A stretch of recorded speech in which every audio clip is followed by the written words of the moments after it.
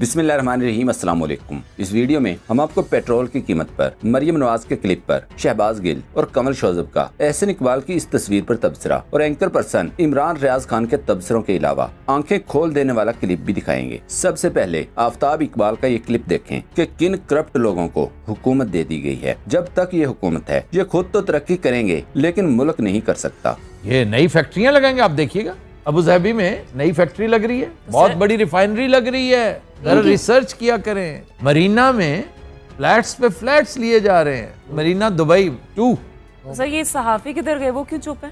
चुप करवा दिए गए ना, उनके मुंह पर वो टेप लगा दी जाती है, ये जो डक्ट टेप होती है ना, सिल्वर कलर। पेट्रोल की कीमत पर गुज़श्ता ईद का मरियम नवाज का ये क्लिप देखें। ईद की आमद है सिर्फ आज पेट्रोल की कीमत तारीख की 73 साल की बुलंद तरीन सतह पे 118 रुपए फी लीटर। अब मुझे ये बताओ कि जो लोग अपने मोटरसाइकिल्स में, अपनी गाड़ियों में, अपनी सवारी में पेट्रोल डलवाएं या अपने बच्चों के लिए रोटी लें, बट रोटी लें तो दवाई के लिए पैसे नहीं बचते, दवाई ले तो बच्चों की फीसों के लिए पैसे नहीं बचते।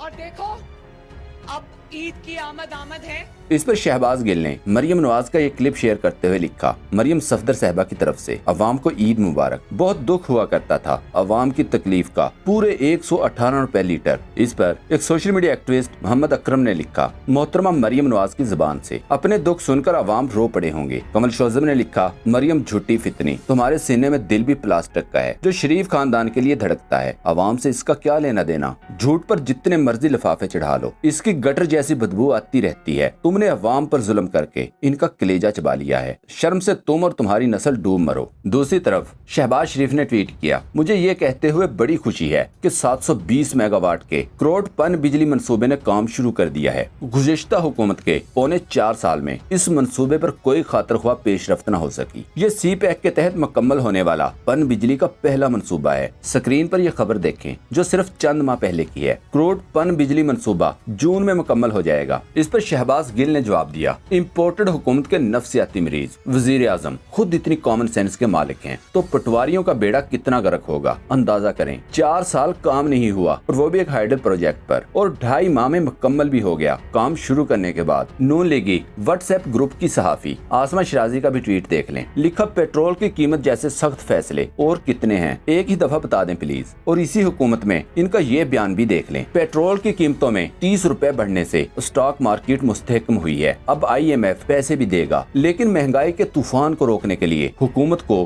गैर मामूली इकदामात करने होंगे। जबकि इसी खातून के इमरान खान की हुकूमत में किस तरह के अल्फाज थे देखें। लिखा था, पेट्रोल और डीजल की कीमतों में इजाफा और अभी महंगाई की सुनामी मजीद आ रही है। कोई हुक्मरानों को पूछने वाला नहीं कि मुल्क वो चला रहे हैं या IMF। हुक्मरान अवाम के गैज़ो गजब को हल्का मत लें। सदीक जान ने ट्वीट किया, आप जानते हैं हुकूमत क्यों बेधड़क होकर पेट्रोल, डीजल, बिजली, गैस समेत हर चीज महंगी करती चली जा रही है? क्योंकि ये कौम बुज़दिल है। 22 करोड़ लोग 10 से 15 घंटे की लोड शेडिंग भुगत रहे हैं, लेकिन 22,000 भी सड़कों पर नहीं निकले। यही इलाज है बुज़दिल और गैरत से आरी अवाम का। मजीद तबाही आनी चाहिए। अमानत चंद ने लिखा, पेट्रोल 1000 का 1 लीटर कर दें और हर लीटर पर 5 छितर भी मारें, ये कौम फिर भी नहीं निकलेगी। हकीकत ये है। मखदूम शहाबुद्दीन ने कहा, गोली और बारूद से इंसानों को मारना दहशतगर्दी कहलाता है, मगर भूख प्यास, लोड शेडिंग और बेरोजगारी से मारना जमहूरियत कहलाता है। एंकर पर्सन इमरान रियाज खान ने लिखा, अवाम के पास जाने वाले हुक्मरान कभी भी ऐसे जालमाना फैसले नहीं करते। ऐसा लगता है कि मौजूदा इम्पोर्टेड हुकूमत को इंतखाबात में अवाम से नहीं किसी और से उम्मीद है, जैसे इन्हें कोई गारंटी दी गई हो। जबकि चौधरी गुलाम हुसैन ने कहा, शहबाज शरीफ अपने सोलर के कारोबार को फरोग देने के लिए लोड शेडिंग कर रहा है। मजीद लिखा, हॉलैंड का तो सिर्फ वजीर आजम साइकिल पर दफ्तर जाता था। शहबाज शरीफ की वजह से पाकिस्तान का हर शहरी साइकिल पर दफ्तर जाया करेगा। तुसी जरा सब्र करो। सदीक जान ने अपने एक और ट्वीट में लिखा, मैं हल्फन कहता हूँ कि एस्टेब्लिशमेंट की सपोर्ट और मंजूरी के बगैर शहबाज शरीफ की औकात नहीं थी कि वो पेट्रोल 250 रुपए लीटर तक लेकर जाता। ये क़यामत सिर्फ इसलिए बर्पा की गई है कि नून लीग जानती है कि उन्होंने अब अवाम के वोट से नहीं, एस्टेब्लिशमेंट के डंडे से ही इक़्तिदार में आना है। दूसरी तरफ कमल शोजब ने यह तस्वीर शेयर की जिसमें एहसन इकबाल के पीछे एक लग्जरी गाड़ी देखी जा सकती है। इस पर कमल शोजब ने लिखा, कल प्रेस कॉन्फ्रेंस में झूठों की फैक्ट्री एहसन इकबाल की आमद इस सरकारी खजाने से ली गई 6 करोड़ की V8 पर हुई, जिसके दिन का खर्चा 15 से 20 हजार तक है। एहसन इकबाल जानते हैं कि 3.5 साल मैं वजारत मनसूबाबंदी और तरक्की की पार्लिमानी सेक्रेटरी रही हूँ और तमाम मिनिस्ट्री को अच्छी तरह जानती हूँ। इसीलिए चैलेंज कर रही हूँ कि आपके तमाम अखराजात सरकारी खजाने से अदा हो रहे हैं, जबकि लोगों को बेशर्मी से चाय की एक प्याली का भाषण देकर खुद सरकारी खजाने को नकब लगाया हुआ है। कैप्टन मोहम्मद अफजल ने यह क्लिप शेयर किया जिसमें हजारों मजदूर खड़े हुए हैं। लिखा, कराची कुरंगी में कायम क्लोथिंग कंपनी ने मुल्की हालात देखते हुए यकदम 4000 मुलाजमीन फारग करके अपनी सारी फैक्ट्रियां बंद करने का ऐलान कर दिया है। अभी चंद माह पहले तक टेक्सटाइल इंडस्ट्री 24 घंटे चलती थी। याद रखें,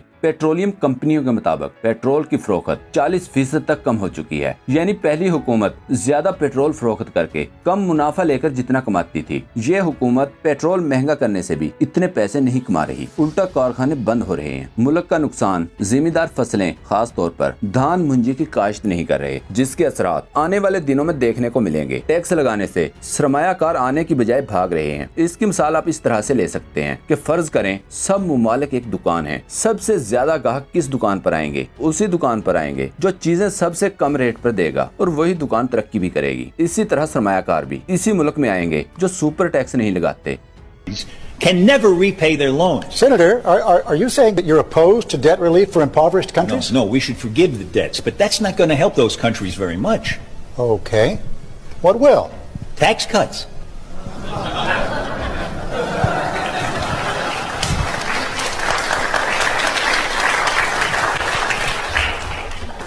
Some African tax rates are the highest in the world.